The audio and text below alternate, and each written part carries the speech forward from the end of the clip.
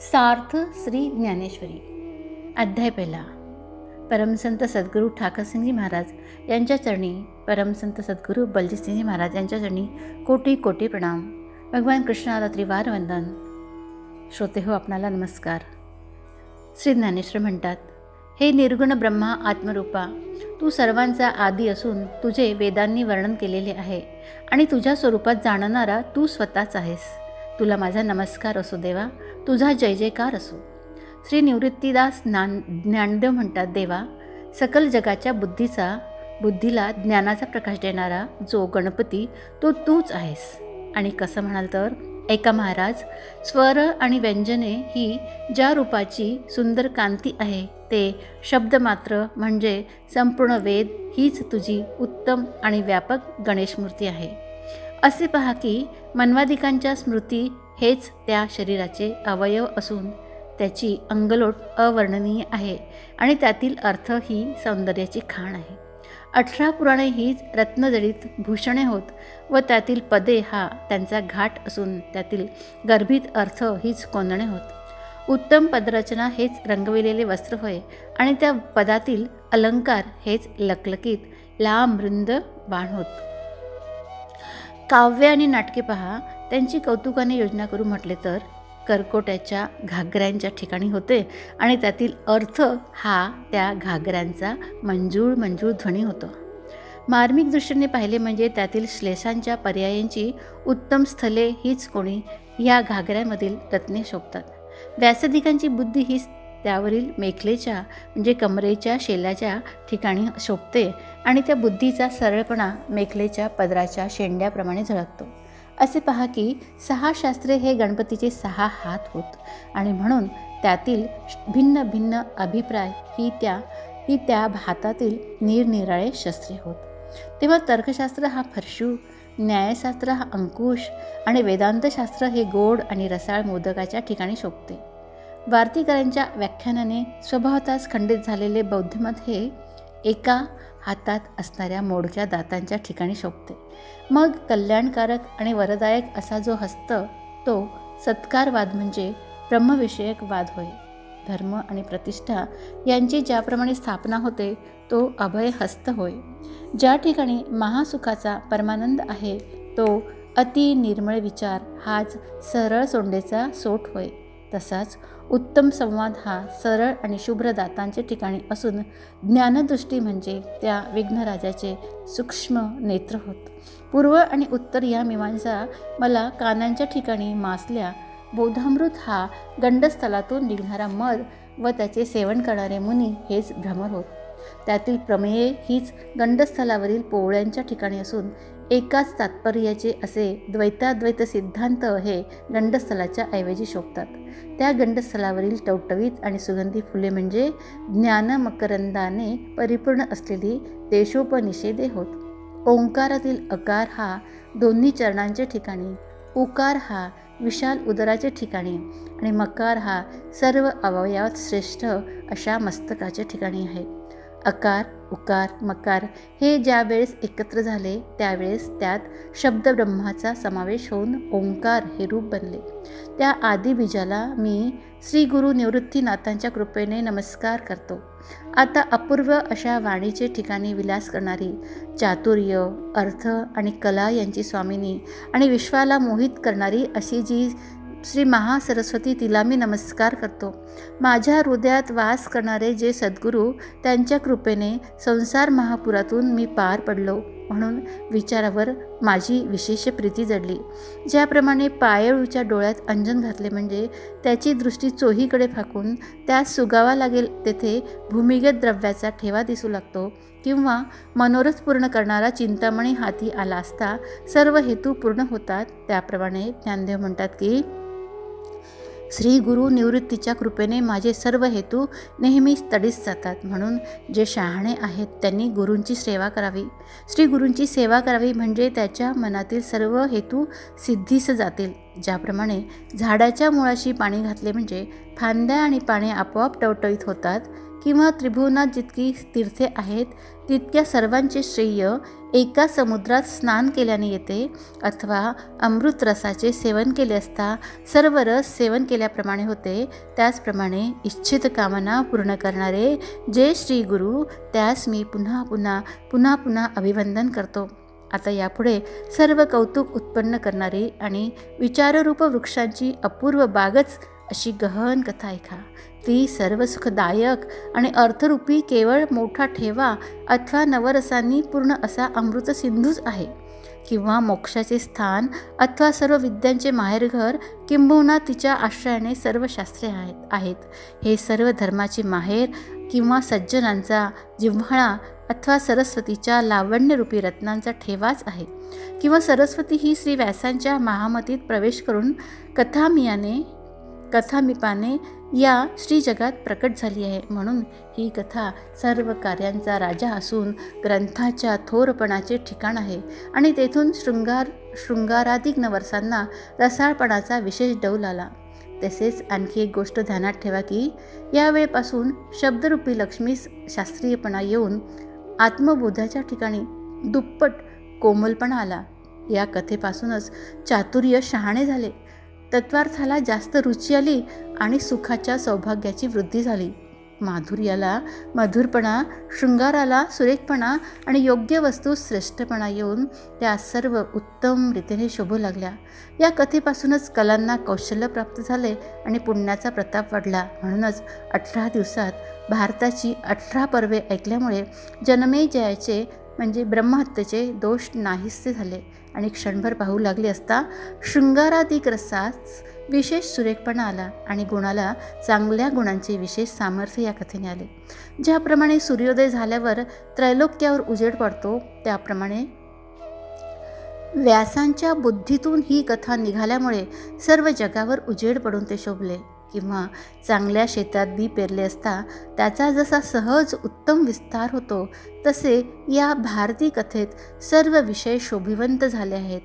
अथवा नगरात राहिल्यावर ज्याप्रमाणे मनुष्य शहाणा होतो, त्याप्रमाणे व्यासांच्या वाणीच्या तेजामुळे सर्व जग ज्ञानमय झाले. तसेच तारुण्य दशेत सौंदर्याची शोभा स्त्रियांच्या अंगी जशी विशेष दृष्टीस पडते, किंवा ज्याप्रमाणे बागेत वसंत ऋतू निघाल्यावर वनशोभेची जणू काय खाणच उघडून पहिल्यापेक्षा विशेष शोभा येते, अथवा सोन्याच्या लगडी पाहिल्या असता दिसण्यात साधारण दिसतात, पण त्याचेच दागिने बनविले तर त्यांची शोभा ज्याप्रमाणे काही निराळीच दिसते, त्याप्रमाणे व्यासांच्या वाणीने भारती कथा सांगण्याचे पत्करले, आणि तिला जशी हवी तशी शोभा आल्यामुळेच की काय इतिहासांनी आपण होऊनच या कथेचा आश्रय घेतला, किंवा पूर्ण प्रतिष्ठा प्राप्त होईल म्हणून अंगी नम्रता धरून सर्व पुराणे आख्यान रूपाने भारतात येऊन जगात प्रसिद्धीच झाली. म्हणून भारतात जी कथा नाही ती त्रैलोक्यातही नाही. यावरून सर्व जगात ज्या कथा आहेत त्या व्यासांच्या उष्ट्या आहेत असे म्हणतात. अशी ही गोड आणि केवळ परमार्थाच्या उत्पत्तीचे स्थानच अशी कथा वैशंपायन हे जन्मेजयास राजास सांगतात. ती कथा अद्वितीय, उत्तम, पवित्र, उपमारहित आणि अति कल्याणकारक अशी आहे. ती ऐका. आता भारत हेच कोणी कमल आणि भगवंतांनी स्वतः अर्जुनास सांगितलेला गीताविषय हाच त्यातील पुष्परेणू होय. अथवा व्यासांनी वेदरूप समुद्र बुद्धिरूपी रवीने घुसळून त्यातून हे गीतारूप अनुपमेय नवनीत काढले. त्यास ज्ञानरूपी अग्नीचा विचाररूपी मंद जाळ लावून ते पुरे कढवल्यावर त्याचे सुवासिक तूप बनले. त्याची वैराग्यवंत इच्छा करतात, संत नेहमी सेवन करतात, आणि ब्रह्मनिष्ठ देखील त्याच्या ठिकाणी रममाण होतात. जे भक्तांनी ऐकायला योग्य आणि सर्व जगात परमपूज्य आहे ते भीष्म पर्वामध्ये सांगितले आहे. त्याला भगवद्गीता असे म्हणतात. ब्रह्मा आणि शंकर हे तिची स्तुती करतात. सनकाधिक अति आदराने तिचे सेवन करतात. ज्याप्रमाणे शरद ऋतूतील पौर्णिमेच्या चांदण्याचे कोवळे कोवळे अमृतकण चकोर पक्ष्यांची पिले हळुवार मनाने प्राशन करतात, त्याचप्रमाणे श्रोत्यांनी चित्ताची एकाग्रता करून या भगवद्गीतेचा अनुभव घ्यावा. या गीतेतील कथेचा बोलल्याशिवाय विचार करावा. इंद्रियांना न कळत अनुभव घ्यावा आणि ती ऐकण्याचे पूर्वी तिच्यातील रहस्य जाणून घ्यावे. ज्याप्रमाणे भ्रमर कमलदलाला न समजू देता त्यातील पुष्परेणू हळूच सेवन करतात, त्याप्रमाणे हा ग्रंथ समजून घेण्याची पद्धत आहे. किंवा चंद्रप्रकाश होण्याबरोबर चंद्रविकासिनी कमलिनी उमलून आपली जागा न सोडता ज्याप्रमाणे चंद्राला प्रीतीने आलिंगन देण्याचे सौख्य जाणते, त्याप्रमाणे गांभीर्याने ज्याचं मन स्थिर झालं आहे तोच या कथेचं रहस्य जाणतो आणि त्याला आम्ही मांडतो. अहो, अर्जुनाच्या योग्यतेचे जे श्रवण करणारे असतील त्या संतांनी कृपा करून इकडे लक्ष द्यावे. प्रभू, आपले हृदय फार गंभीर आहे, म्हणून माझी आपल्या चरणापाशी लढिवाळपणाने ही विनंती आहे. ज्याप्रमाणे आपले मूल बोबडे बोलले तरी आईबापांना त्याचा स्वभावताच अधिक संतोष वाटतो, त्याचप्रमाणे माझा तुम्ही सज्जनांनी अंगीकार केला असून ज्या अर्थी मला आपला म्हटले आहे त्या अर्थी माझे जे काही उणे असेल ते तुम्ही सहज सहन करा. याबद्दल म्हणजे मला आपली प्रार्थना केली पाहिजे असे नाही, परंतु जो अपराध म्हणून माझ्या हातून घडत आहे तो निराळाच आहे. तो गीतेचा अर्थ मी स्पष्ट करू पाहत आहे आणि इकडे लक्ष द्या अशी तुम्हाला विनंती करते आहे. हा होय, हे गीतार्थाचे काम फार कठीण आहे. याचा विचार मनात न करता तो स्पष्ट करण्याविषयी माझ्या चित्तात स्थैर्य व्यर्थ धैर्य उत्पन्न झाले आहे. बाकी सूर्याच्या तेजापुढे काजव्याचे तेच काय पडणार. आपली पिले समुद्रात पडली असता त्यांना काढण्याकरता ज्याप्रमाणे समुद्र कोरडा करण्यासाठी टिटवीने आपल्या चोचीने पाणी उपसण्याचा प्रयत्न केला, त्याप्रमाणे मी अज्ञानी गीतेचा अर्थ करण्याकरता प्रवृत्त झालो आहे. असे पहा, आकाशाचे आकलन करायचे म्हटले म्हणजे ज्याप्रमाणे त्याहून मोठे झाले पाहिजे त्याप्रमाणे वास्तविक पाहता माझे हे कृत्य अवघड आहे. या गीतार्थाची थोरवी एवढी मोठी आहे की स्वतः शंकर त्याची चर्चा करीत असता भवानीला चमत्कार वाटून तिने शंकराला प्रश्न केला. शंकर म्हणाले, हे मायादेवी, तुझ्या स्वरूपाचा जसा अंत लागत नाही ना, त्याप्रमाणे ह्या गीता तत्वापासून नित्य नवा आनंद प्राप्त होत असल्यामुळे त्याचाही पार लागत नाही. ज्या सर्वेश्वराच्या केवळ योगनिद्रेतील घोरण्यापासून वेद उत्पन्न झाले, त्या जगदीश्वराने हे गीताशास्त्र जागृतावस्थेमध्ये स्वतः अर्जुनाला सांगितले. असे हे गीताशास्त्र गहन असून याच्या ठिकाणी वेदांची देखील मती गुंग होऊन गेली आहे. तेव्हा अशा ठिकाणी अल्प आणि मतिमंद असा जो मी, त्या माझी काय कथा. हे अपार गीतातत्व कोणत्या उपायाने समजून घ्यावे. सूर्याच्या तेजाला कोणी उजाळा द्यावा आणि चिलटाने आपल्या मुठीत आकाश कसे धरावे. परंतु ज्ञानदेव म्हणतात, ज्या अर्थी श्री गुरु मला अनुकूल आहेत त्या अर्थी एवढे महत्कृत्य करण्याला त्यांचाच एक आधार आहे आणि याचमुळे मला धीर आला आहे. एरवी मी खरोखर मूर्ख असून अविचाराचीच गोष्ट करीत आहे, तथापि तुम्हा संतांचा कृपादीप लखलखीत आहे हे मी माझे भाग्य समजतो. परिसाच्या सामर्थ्याने लोखंडाचे सोने होते किंवा मेलेल्या मनुष्यास अमृत पाजले असता तो जिवंत होतो, अथवा सरस्वतीच प्रसन्न झाली तर मुक्याला देखील वाचा फुटते. तेव्हा यात नवल नसून हे केवळ वस्तू महात्म्य आहे. कामधेनूच ज्याची आई त्याला दुर्लभ असे काय आहे. म्हणून मी हा ग्रंथ करण्यास प्रवृत्त झालो आहे. तरी कमी असेल तर पूर्ण करा, अधिक असेल तर काढून टाका, एवढी माझी आपणास विनंती आहे. महाराज, आता आपण इकडे लक्ष द्यावे, कारण जर आपण मला बोलण्याची शक्ती दिली तरच मी बोलेन. ज्याप्रमाणे कळसूत्री लाकडाची बाहुली दोऱ्याचे आधाराने नाचते, त्याचप्रमाणे मी तुमच्या कृपेतला असून आज्ञाधारक आहे. तर हे साधू, तुम्ही मला आपल्या इच्छेप्रमाणे वाटेल तसा नटवा. तेव्हा श्री गुरु म्हणतात, हे तू आम्हाला सांगावेस असे नाही. आता या गोष्टी बाजूला ठेवून गीतार्थ सांगण्याकडे लक्ष दे. हे श्री गुरूंचे भाषण ऐकून निवृत्तीदास ज्ञानदेव मनात अतिसंतुष्ट होऊन म्हणतात की मी बोललो ते स्वस्त मनाने ऐका. जय जय रामकृष्ण हरी. सार्थ ज्ञानेश्वरी अध्याय 1 भाग 2. श्री गणेशाय नमः.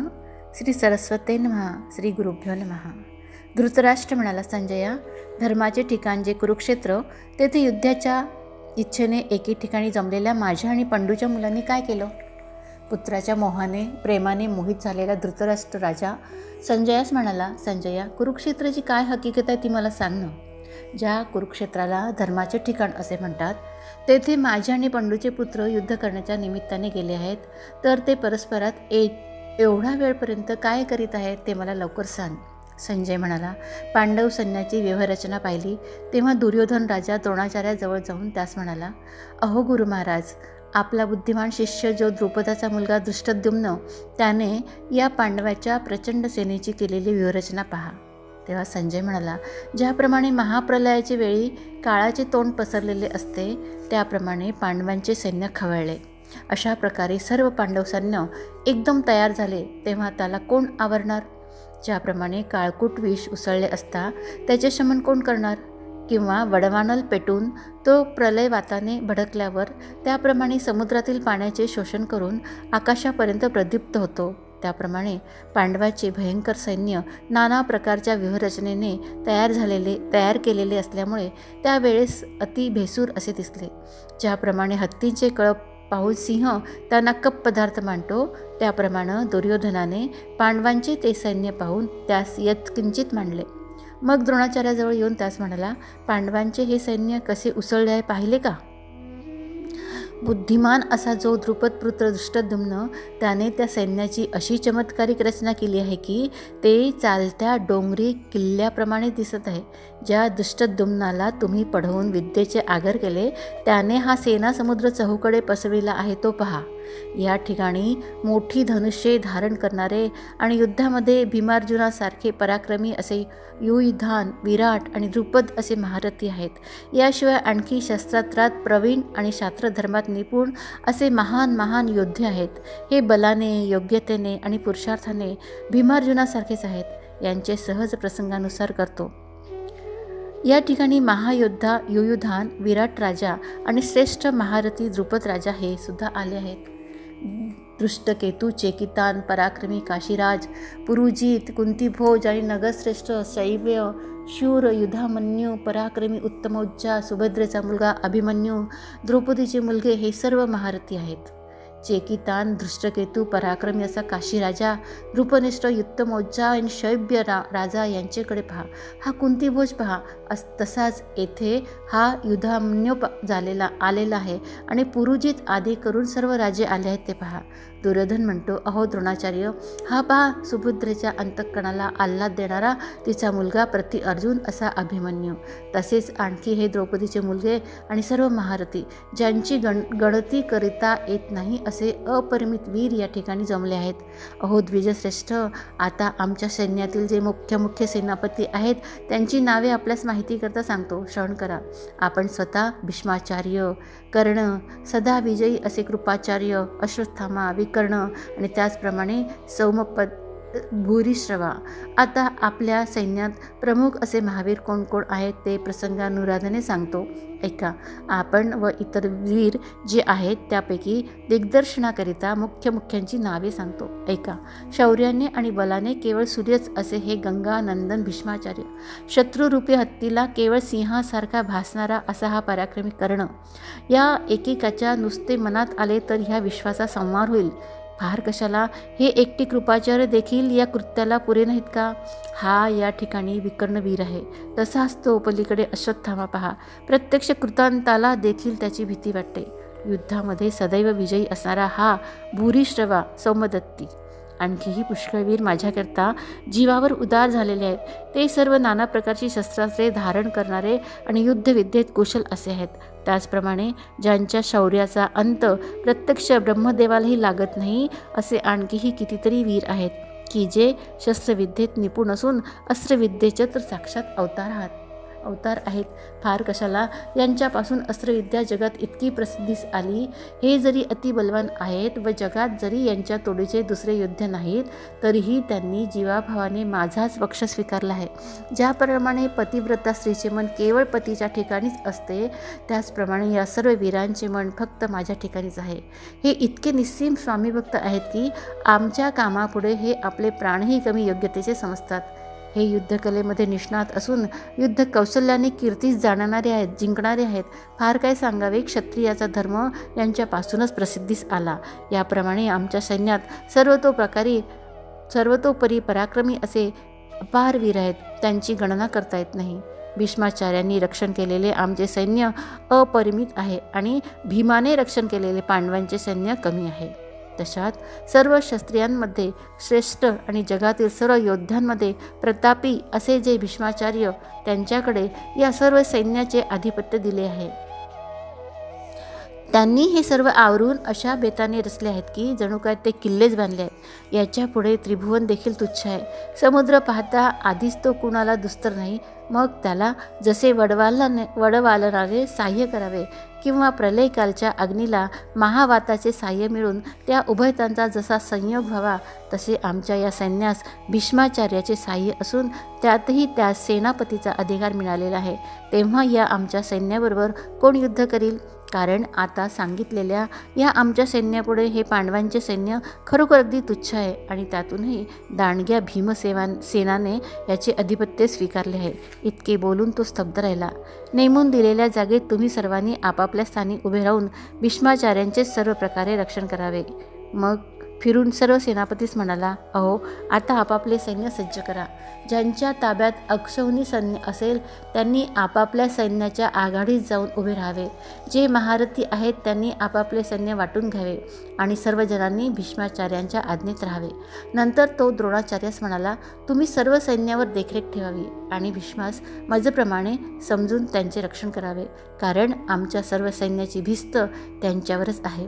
मग दुर्योधनाचे मनास हर्ष उत्पन्न करण्याकरता कुरुकुलातील वृद्ध आणि महाप्रतापी पितामह भीष्माचार्य यांनी सिंहाप्रमाणे गर्जना करून मोठ्याने शंख वाजविला. राजा दुर्योधनाचे हे भाषण ऐकून भीष्मास फार संतोष झाला आणि त्यांनी सिंहनाद केला. तो नाद दोन्ही सैन्यात दुमदुमून गेला, इतका की त्याचा प्रतिध्वनी आकाशात देखील मावेना. तो प्रतिध्वनी होत आहे तोच वीरवृत्तीच्या बळाने भीष्मांनी आपला शंख वाजविला. ते दोन्ही नाद एकत्र झाले तेव्हा आकाश कडकडून पडावे असा भास झाला आणि त्रैलोक्यातील जीवाच्या कानठळ्या बसल्या. त्यावेळी आकाश कडाडले, समुद्र उसळले, हे स्थावर जंगम विश्व घाबरून जाऊन थरथर कापू लागले आणि त्या महानाद्याच्या योगाने पर्वतांच्या गुहामधून देखील प्रतिध्वनी उठले. तो त्या सैन्यात रणवाद्ये वाजू लागली. नंतर इतर योद्ध्यांनी शंख, नौबदी, डंके, मृदंग, गोमुख या नावाची रणवाद्ये एकदम वाजवली. त्यापासून खूप मोठा नाद उत्पन्न झाला. त्या नाना प्रकारच्या रणवाद्यांचा ध्वनी इतका कर्कश आणि भयंकर होता की बलवंतांना देखील तो महाप्रलय वाटला. नौबत, भेरी, निशाण, मांदळ, शंख, झांज, तुतारी इत्यादी अनेक रणवाद्यांचा गजर आणि वीरांचा युद्धसंबंधी रणकल्लोळ सुरू झाला. कोणी आवेशाने दंड ठोकू लागले, कोणी एकमेकांची नावे घेऊन मोठमोठ्याने हाका मारू लागले आणि हत्ती बेभान होऊन आवरणासे झाले. त्या ठिकाणी भित्र्यांची गोष्ट कशाला विचारावी, ते तर कसपटाप्रमाणे उडून गेलेच, पण यमासुद्धा दहशत बसून तो इकडे तोंड देखील करीनासा झाला. कित्येकांची उभ्या उभ्या जीव गेले. जे साधारण धैर्यवान होते त्यांची दातखिळी बसली आणि जे नामांकित योद्धे होते त्यांच्या अंगास कापरे सुटले. अशा प्रकारचा तो भयंकर वाद्यध्वनी ऐकून ब्रह्मदेव देखील व्याकुळ झाला आणि इंद्रादी देव तर आज हा प्रलय कालच ओढवला की काय असे म्हणू लागले. नंतर पांढरे घोडे जोडलेल्या मोठ्या रथात बसलेले कृष्ण आणि अर्जुन यांनी दिव्य शंख वाजविले. श्रीकृष्णाने 5 जण नावाचा, अर्जुनाने देवदत्त नावाचा आणि भयंकर कर्म करणाऱ्या भीमसेनाने पौंड्र नावाचा शंख वाजवला. कुंतीपुत्र धर्मराज व नकुल सहदेव यांनी अनंत विजय, सुघोष आणि मणिपुष्पक हे शंख वाजविले. याप्रमाणे स्वर्गलोकात दानादन उडून गेली असता इकडे पांडव सैन्यात काय झाले पहा. जो विजयाचे प्रत्यक्ष माहेरघर असून तेजाचे केवळ भांडारच आणि ज्यास गरुडाप्रमाणे वेगवान असे 4 घोडे जुंपलेले असून जो पक्षयुक्त मेरू पर्वताप्रमाणे दिसत होता, तो श्रेष्ठ रथ तेथे शोभू लागला. त्याच्या तेजाने 10 दिशा लखलखीत दिसत होत्या. ज्या रथावर प्रत्यक्ष वैकुंठाधिपती श्रीकृष्ण सारथी होता त्या रथाचे गुण कोठवर वर्णन करावे. साक्षात शंकराचा अवतार जो मारुती, तो त्याच्या ध्वजस्तंभावर असून शारंग धनुष्य धारण करणारे भगवान श्रीकृष्ण अर्जुनाचे सारथी होते. त्या प्रभूंचे नवल केवढे ते पहा. भक्ताच्या प्रेमामुळे ते पार्थ्याचे सारथ्य करू लागले. आपल्या सेवकाला पाठीशी घालून आपण पुढे गेलेल्या भगवान श्रीकृष्णांनी आपला पाचजन्य नावाचा शंख सहज लीलेने वाजविला. पण सूर्याचा उदय झाला म्हणजे ज्याप्रमाणे नक्षत्र लोपतात त्याप्रमाणे त्या शंखाच्या महानादाने कौरवांच्या सैन्यामध्ये होत असलेला वाद्य गजर कोणीकडे नाहीसा झाला त्याचा पत्ताच लागेना. त्याचप्रमाणे अर्जुनानेही आपला देवदत्त नावाचा गंभीर नादाचा शंख वाजविला. त्यावेळी त्या दोन्ही शंखांचा अद्भुत ध्वनी एकत्र झाल्यामुळे ब्रह्मांडाचे शतशः तुकडे होतात की काय असे वाटू लागले. इतक्यात भीमसेनालाही आवेश आला आणि महाकालाप्रमाणे खवळून त्याने आपला पौंड्र नावाचा महाशंख वाजविला.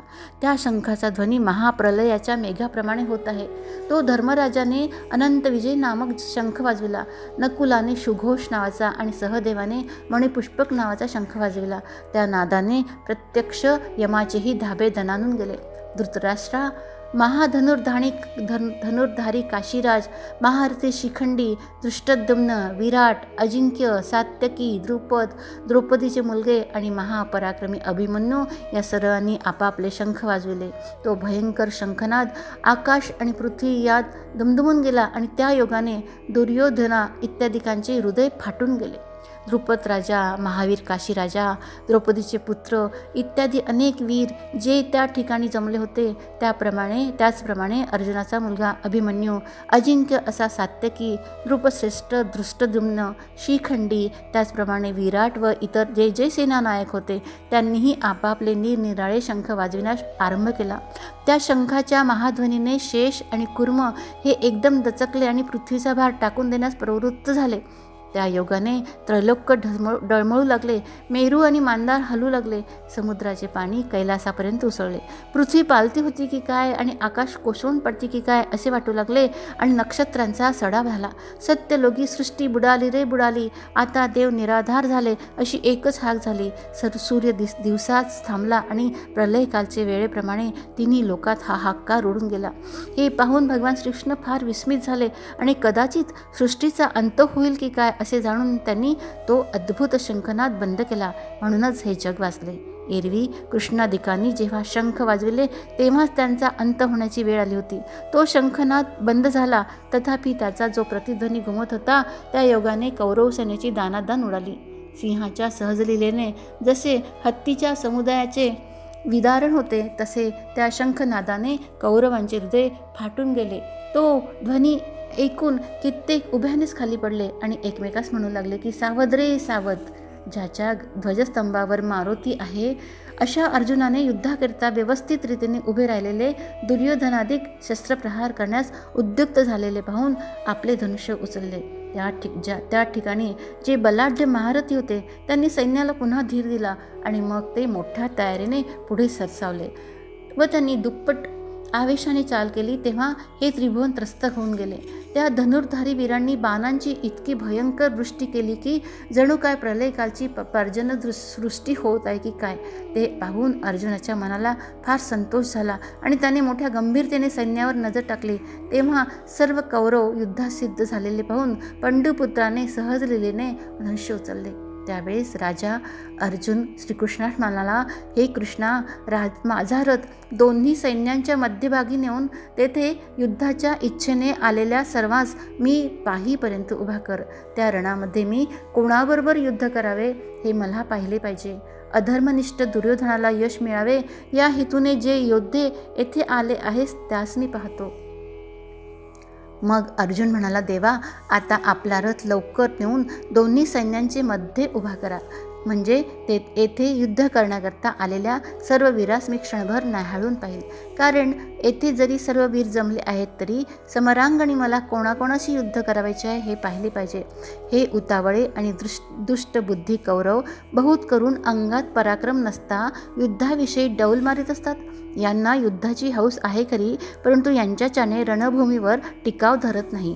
इतके सांगून संजय पुढे म्हणाला, राजा धृतराष्ट्रा, याप्रमाणे अर्जुन श्रीकृष्णास बोलल्यावर श्रीकृष्णाने दोन्ही सैन्याच्या मध्यभागी भीष्म, द्रोण आणि सर्व राजे यांच्यासमोर रथ नेऊन उभा केला आणि अर्जुनास म्हटले, येथे आलेल्या सर्व कौरव मंडळीस अवलोकन कर. तेव्हा अर्जुनाने वडील, आजे, गुरु, मामे, भाऊ, मुलगे, नातू, मित्र, सासरे आणि आपले हितकर्ते दोन्ही सैन्यात उभे आहेत असे पाहिले. राजा ऐक. अर्जुनाचे हे भाषण श्रवण करताच श्रीकृष्णांनी रथ नेऊन दोन्ही सैन्यामध्ये उभा केला. ज्या ठिकाणी भीष्म, द्रोणादिक आप्तसंबंधी आणि अनेक राजे समोर आहेत त्या ठिकाणी रथ उभा करताच अर्जुन त्या सेनेकडे न्याहाळून पाहू लागला आणि मग म्हणाला, देवा पहा पहा, हे तर सर्व आमचे आप्तवर्ग आणि गुरु आहेत. हे ऐकून श्रीकृष्णास क्षणभर आश्चर्य वाटले. ते आपल्या मनात म्हणतात, अर्जुनाने हे मनात काय आणले आहे कोण जाणे, परंतु हा काहीतरी चमत्कारिक प्रकार आहे. ते दुसऱ्याचे मनोगत सहज जाणणारे असल्यामुळे त्यांनी पुढील भविष्य जाणले, परंतु त्यावेळेस काही एक न बोलता ते स्तब्ध राहिले. अर्जुनाने आपले सर्व चुलते, आजे, गुरु, बंधू, मामा सर्व पाहिले. आपले इष्ट, मित्र आणि मुलगे हे सर्व त्या ठिकाणी आलेले पाहिले. तसेच अर्जुनाने आपले जिवलग मित्र, सासरे, आप्तवर्ग आणि नातू हेही त्या ठिकाणी आलेले पाहिले. ज्यांच्यावर उपकार केले होते आणि ज्यांचे संकटसमयी रक्षण केले होते, फार काय, परंतु एकंदर वडील आणि धाकटे यासुद्धा आपले सर्व गोत्रज दोन्ही सैन्यात युद्धाकरता तयार झालेले अर्जुनाने त्यावेळेस पाहिले. त्या सर्वांना पाहून तो करुणेने पीडित झाला आणि खिन्न होतसा बोलला. त्यावेळी त्याचे मन बावरून जाऊन त्यास आपोआप करुणा उत्पन्न झाली आणि त्या अपमानामुळे वीरवृत्ती अर्जुनास सोडून गेली. ज्या स्त्रिया उत्तम कुळातल्या असून गुणी व लावण्यवती असतात त्यांना आपल्या सतेजपणामुळे दुसऱ्या स्त्रियांचे वर्चस्व सहन होत नाही.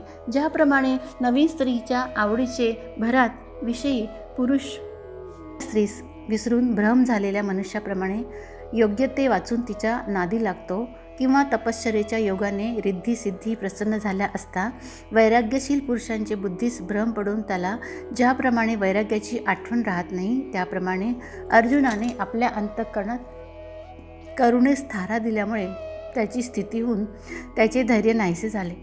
असे पहा की मांत्रिक मंत्रोच्चार करण्यात चूक लागला म्हणजे जसा भ्रमिष्ठ होतो त्याप्रमाणे अर्जुन महामोहाने व्याकुळ झाला आणि त्याच्या ठिकाणी स्वभावताच असलेला धीर खचून जाऊन त्याच्या हृदयास दयेचा पाझर फुटला. ज्याप्रमाणे चंद्रकिरणांचा स्पर्श होण्याबरोबर चंद्रकांत मण्यास पाझर फुटतो, त्याप्रमाणे तो करुणेने अतिमोहित झाला आणि मग खेदयुक्त अंतःकरणाने श्रीकृष्णाशी बोलू लागला. अर्जुन म्हणाला, कृष्णा, हे आप्तजन युद्धाविषयी तयार झालेले पाहून माझी गात्रे शिथिल झाली आहेत, तोंडाचे पाणी पळाले आहे, माझ्या शरीरात कंप सुटून रोमांच उभे राहिले आहेत, गांडीव धनुष्य हातातून गळून पडत आहे आणि सर्वांगाचा दाह होत आहे. आता मला येथे उभे राहावत नाही, माझे मन फार भ्रमण पावत आहे. अर्जुन म्हणाला, देवा असे पहा, मी हा सर्व सैन्य समुदाय पाहिला, तो येथे सर्व माझे गोत्रजच माझ्या दृष्टीस पडले. हे सर्व युद्ध करण्याकरता तयार झाले आहेत खरे, परंतु त्यांच्याबरोबर युद्ध करणे आपल्यास कसे उचित होईल या विचाराने मला काही सुचत नसून मलाच भान नाहीसे झाले आहे आणि मन आणि बुद्धी हीही स्थिर नाहीत. हे पहा, माझ्या सर्व अंगास कंप सुटला असून तोंडास कोरड पडली आहे आणि गात्रे शिथिल झाली आहेत. सर्वांगावर काटा उभा राहून मनाला अतिसंताप उत्पन्न झाल्यामुळे गांडीव धनुष्य धरण्याचा हात ढिला पडला आहे आणि त्यामुळे ते माझ्या हातून केव्हा गळून पडेल हे देखील मला समजत नाही. इतके माझे अंतःकरण आप्तवर्गाच्या मोहाने व्याप्त झाले आहे. माझे अंतःकरण वज्रापेक्षाही कठीण असून दुसऱ्यास दाद न देणारे असे अतिभयंकर आहे, परंतु यापेक्षाही हा मोह विशेष कठीण आहे. हे मोठे आश्चर्य आहे. ज्याने युद्धात शंकरासही जिंकले आणि राक्षसांचा मागमूसही नाहीसा केला, तो अर्जुन मोहाने एका क्षणात व्याप्त झाला. भुंगा हा पाहिजे त्या वाळलेल्या लाकडात सहज भोग पाडतो, परंतु कोवळ्या कमळाच्या कळीमध्ये ती मिटल्यावर तो अडकला जातो. तो त्या ठिकाणी प्राणासही मुकेल, परंतु ते कमलदल फाडून बाहेर निघण्याचे त्याच्या मनात सुद्धा येणार नाही. त्याचप्रमाणे आप्तवर्गांची मोहममता तोडण्यास कठीण आहे. संजय म्हणतो, राजा धृतराष्ट्रा, हा मोह म्हणजे परमेश्वराची माया आहे. ही ब्रह्मदेवालाही आवरत नाही, म्हणून अर्जुनास त्याने व्याकुळ केले आहे. असो राजा, मग आपले सर्व आप्तवर्ग पाहून अर्जुनाच्या हृदयातील युद्धाविषयीचा अभिमान मावळून गेला. त्या ठिकाणी त्याच्या मनात करुणा कशी उद्भवली हे कळत नाही. मग तो कृष्णास म्हणाला, देवा, मला वाटते आता येथे राहू नये. या सर्वांस मारावयाचे ही गोष्ट मनात आल्याबरोबर माझे मन अति व्याकुळ होऊन बोबडी वळली आहे. आणि हे केशवा, येथे काही विपरीत होईल अशी चिन्हे दिसतात आणि युद्धामध्ये स्वजनांचा घात केला असता पुरुषार्थ होईल असे मला वाटत नाही. या कौरवांना जर मारावायचे तर मग धर्मराजाधिकांना का मारू नये? कारण हे सर्व परस्पर आमचे गोत्रजच आहे. म्हणून देवा, जळो हे युद्ध. मला काही ते पसंत पडत नाही. असले महापतक केले असून आमचे काय खोळंबले आहे? देवा, अनेक प्रकारे विचार करून पाहता युद्ध केल्यास त्याचा परिणाम वाईटच होईल असे वाटते. पण जर ते टळले तर मात्र काहीतरी कल्याण होईल. कृष्णा, मला जय, राज्य, सुख यांची अपेक्षा नाही. हे गोविंदा, आम्हास राज्य आणि भोग भोगून काय करायचे आहे? कारण ज्यांच्याकरता आम्ही राज्य, भोग आणि सुख यांची इच्छा करायची ते हे गुरु, वडील, पुत्र, आजोबा, मामा, सासरे, नातू, मेहुणे तसेच इतर सर्व आप्तवर्ग या ठिकाणी आपल्या प्राणांवर आणि धनावर उदार होऊन युद्धाकरता उभे आहेत. अशा रीतीने जय मिळविण्याची मला मुळी इच्छा नाही आणि गरज पण नाही. आणि असले राज्य मिळवून तरी करायचे काय? अर्जुन म्हणाला, या सर्वांचा वध करून जे भोग भोगावायचे त्या सर्वांस आग लागो. या असल्या सुखाशिवाय वाटतील ती दुःखे आम्ही सोसू. यांच्याकरिता आम्ही आपले प्राण देखील खर्ची घालू. परंतु यांचा घात करून आपण राज्यसुख भोगावे ही गोष्ट माझ्या स्वप्नातही येणार नाही. जर आमच्या वडील मंडळीचे आम्ही अहित चिंतले तर मग आम्ही जन्मास तरी यावायचे कशा करता आणि जगावायचे तरी कोणासाठी? कुळात पुत्रप्राप्तीची इच्छा करतात, त्याचे हेच का फळ की त्या पुत्राने आपल्या गोत्रजांचा संहार करावा? आपण आपले मन वज्राप्रमाणे कठोर करावे हे असे मनात तरी कसे आणावे? त्याचे आपल्या हातून जेवढे बरे होईल तेवढे करावे. आम्ही जे जे मिळवावे त्या सर्वांचा त्यांनी उपभोग घ्यावा. इतकेच नव्हे तर त्यांच्या कामाकरिता आम्ही आपले जीवितही खर्च करावे. आम्ही देशोदेशींचे राजे जिंकावे आणि यशाच्या योगे आपल्या कुळास संतोषित करावे. पण कर्माची किती विपरीत गती आहे की तेच हे आमचे सर्व गोत्रज आम्हाबरोबर युद्ध करण्यास उद्युक्त झाले आहेत. बायका, मुले, धन या सर्वात सोडून तलवारीच्या धारेवर ज्यांनी आपले जीव ठेवले आहेत अशांना मी कसे मारू? कोणावर शस्त्र धरू आणि आपल्या सहृदयांचा कसा घात करू? हे कोण आहेत हे तुला माहीत नाही का? हे बघा, पलीकडे भीष्म, द्रोण आहेत. त्यांचे आपल्यावर महत् उपकार आहेत. या ठिकाणी मेहुणे, सासरे, मामा आणि बंधू तसेच हे सर्व पुत्र, नातू, आप्तही आहेत. हे पहा, हे सर्व आमचे फार जवळचे नातेवाईक आहेत. तेव्हा यांना मारण्याची गोष्ट नुसती तोंडावाटे काढली तरी देखील दोष घडेल. हे मधुसूदना, जरी त्यांनी माझा वध केला तरी मी त्रैलोक्याच्या राज्यसुखाकरिता देखील त्यांना मारण्याची इच्छा करणार नाही. मग पृथ्वीच्या राज्याकरिता मी यांना कसा मारीन? उलटपक्षी ह्यांनी वाटेल ते जरी केले किंवा आम्हास येथेच जरी मारले तथापि आपण त्यांचा घात करण्याचे मनात आणू नये.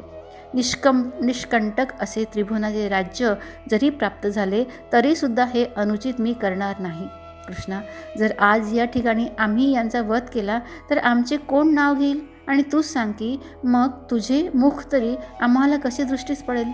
हे जनार्दना, या कौरवांना मारून आम्हाला काय सुख होणार आहे? हे आततायी असल्यामुळे यांच्या वधाने आम्हास पापच लागेल.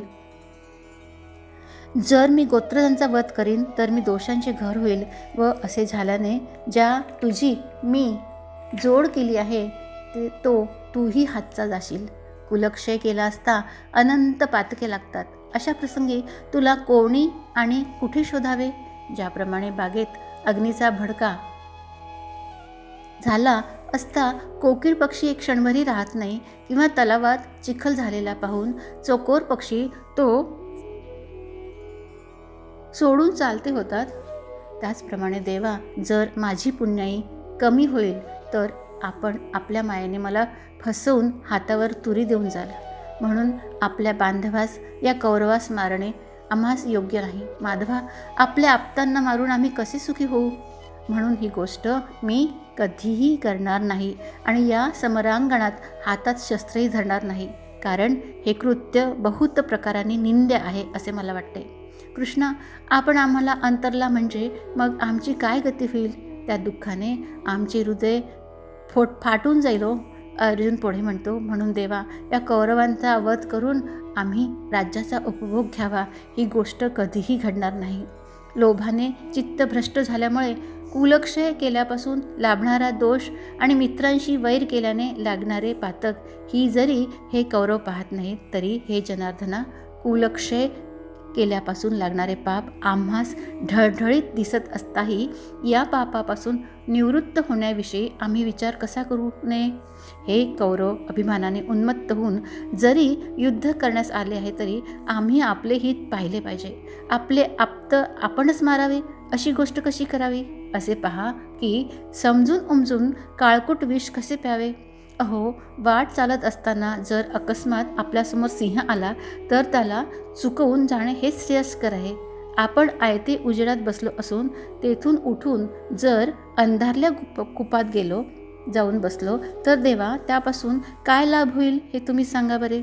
किंवा समोर अग्नी असे पाहून जर तो आपण बाजूला टाकून गेलो नाही तर एका क्षणात तो आपल्यास व्यापून जाळून टाकेल. त्याचप्रमाणे हे मूर्तिमंत दोष आम्हाला लागतील हे कळल्यावरही आम्ही हे काम करण्यास कसे प्रवृत्त व्हावे. इतके बोलून अर्जुन त्यावेळी श्रीकृष्णास म्हणाला, देवा, या पातकाची काय थोरवी पहा. कुलक्षयाने सनातन वंशपरंपरा चालत आलेले कुलाचार नाहीसेच होतात. कुलाचार नाहीसे झाले म्हणजे अधर्माने सर्व कुल व्यापून जाते. ज्याप्रमाणे लाकडावर लाकूड घासले असता त्यापासून अग्नी उत्पन्न होतो आणि त्याचा भडका झाला म्हणजे सर्व लाकडे जळून जातात, त्याचप्रमाणे आपल्या गोत्रातच जर मत्सराने एकमेकांनी एकमेकांचा वध केला तर त्या महाघोर दोषांच्या योगाने सर्व कुलाचा क्षय होतो. म्हणून या कुलक्षयाच्या पापापासून कुलधर्माचा लोप होतो आणि मग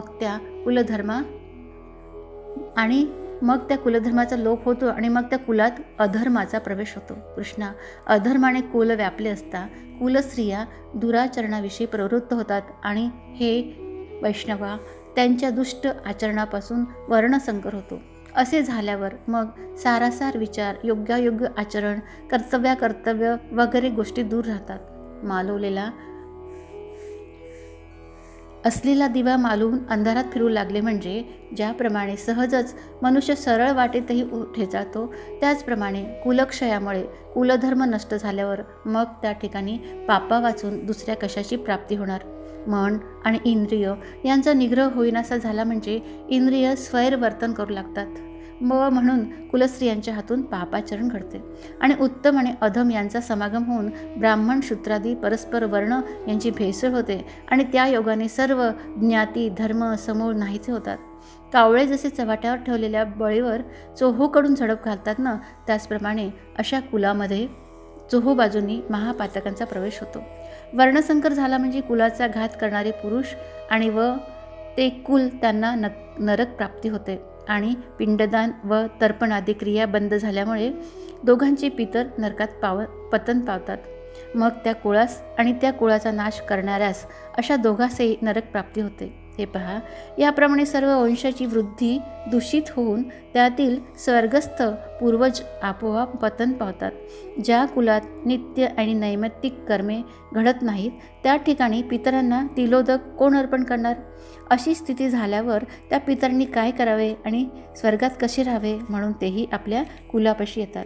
ज्याप्रमाणे नखास चावलेल्या सापाची वेदना शेंडीपर्यंत सर्वांग व्यापून टाकते, त्याचप्रमाणे आत्मवर्गाचा वध करण्यापासून उत्पन्न होणारे हे दोष हल्ली जिवंत असलेल्या कुलापासून मूळ पुरुषापर्यंत सर्वांस बुडवतात. वर्णसंकर उत्पन्न करणाऱ्या या कुलघातक पुरुषाच्या दोषांमुळे पुरातन जातीधर्म आणि कुलधर्म नाहीसे होतात. ज्यांची कुलधर्म नष्ट झाले आहेत त्या मनुष्यास निश्चय करून नरक प्राप्ती होते असे आम्ही ऐकतो. अरे रे, आम्ही राज्यसुखाच्या लोभाने आपल्या बांधवास मारण्यास उद्युक्त झालो. हे आम्ही मोठे पाप करण्यास तयार झालो आहे. कृष्णा, या ठिकाणी आणखी एक पातक होते. आणखी एक पातक ते म्हणते कसे, ज्याप्रमाणे घराला आग लागून तो अग्नी पेटल्यावर घराचे दुसरेही भाग जळून टाकतो, त्याचप्रमाणे अशा कुलाचा ज्या लोकांसहवास घडतो त्यांनाही त्यांच्या संगतीच्या योगाने पातक लागते.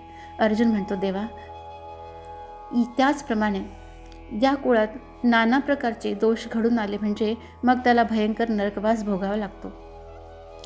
अर्जुन आणखी म्हणतो, त्या नरकात पडल्यावर मग कल्पांतीही तेथून त्याची सुटका होत नाही, इतके या कुलक्षयापासून पतन होते. आता एवढ्या वेळपर्यंत चाललेली माझी ही कटकट ऐकूनही तिजपासून अजून आपल्या मनास त्रास होत नाही, तर आपण आपले मन एवढे कठोर का केले आहे? असे पहा की कुलक्षय करून ज्याच्याकरिता राज्यसुखाची इच्छा करायची ते शरीर तर क्षणिक आहे, असे जाणूनही आम्ही कुलक्षयाचे दोष करण्याचे सोडू नये का? आमचे जे हे सर्व वडील जमले आहेत त्यांचा वध करावा या हेतूने मी त्यांच्याकडे दृष्टी फेकली. हे आपल्या हातून, आमच्या हातून काय लहान पातक घडले आहे सांगा बरं? म्हणून निशस्त्र होऊन प्राणसंरक्षणार्थ मी काही प्रयत्न करीत नसताना जरी ह्या शस्त्रधारी कौरवांनी माझा वध केला तरी त्यात देखील माझे कल्याणच आहे. तर असे करून जे वाचावे त्यापेक्षा आपले हातातील शस्त्र टाकून कौरवांचे बाण सहन करावे हे बरे. असे केल्यामुळे जरी मरण प्राप्त झाले तरी ते चांगले, परंतु यांचा वध करून पाप जोडण्याची माझी इच्छा नाही. याप्रमाणे अर्जुनाने आपले सर्व कुल पाहून म्हटले की यांचा क्षय करून राज्य मिळवणे म्हणजे नरकाची जोड करणे होय. संजय म्हणाला, याप्रमाणे बोलून ज्याचे अंतःकरण शोकाकुल झाले आहे असा तो अर्जुन रथोपस्थावर बसला. संजय म्हणाला, राजा धृतराष्ट्र ऐक.